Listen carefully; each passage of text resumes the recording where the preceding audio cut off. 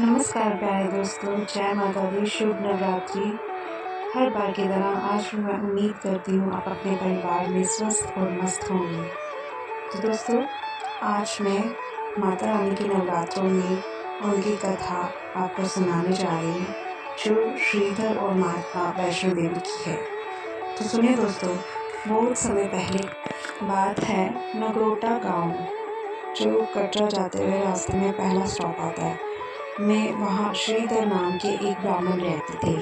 वो गरीब थे लेकिन दिल से बहुत ही भक्त और दानी। उनकी पत्नी का नाम इंद्राणी था।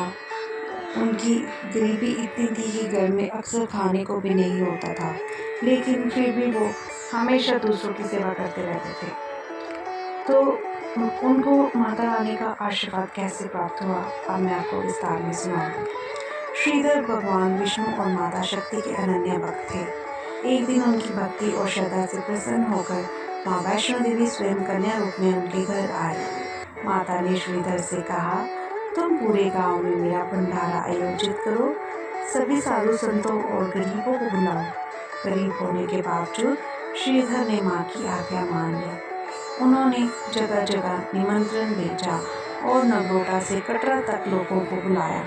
सब लोग सोचने लगे, इतना गरीब आदमी इतना बड़ा भंडारा कैसे करेगा। तो ये एक तरह से चमत्कारी भंडारा हुआ। क्या हुआ उस दिन? भंडारे के दिन सैकड़ों लोग आए, साधु संत भी आए। श्रीधर और उनकी पत्नी घबराए कि अब सबको कैसे खिलाएंगे, इतना अन्न कहाँ से आएगा, हम तो बहुत गरीब हैं, क्या होगा। तो तभी माता वैष्णो देवी ने अपना चमत्कार दिखाया। छोटे से बर्तन से असीमित खाना निकलने लगा और सभी लोग तृप्त होकर भोजन करने लगे। फिर उसी वक्त भैरव का आगमन हुआ। भंडारे में भैरवनाथ को पता चल गया कि वो कोई शक्ति है वहाँ पर, जो श्रीधर के घर पे आई है, क्योंकि श्रीधर तो गरीब है, वो इतने अन्न का प्रबंध कहाँ से कर सकता है। तो उसने क्या किया, वो भंडारे में चला गया।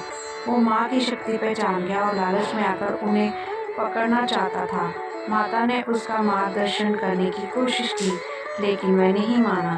अतः माता त्रिकुटा पर्वत की ओर चली गई और वहीं जाकर गुफाओं में साधना करने लगी। वैष्णो देवी गुफा ये वह स्थान है जहाँ आज वैष्णो देवी का पवित्र भवन स्थित है।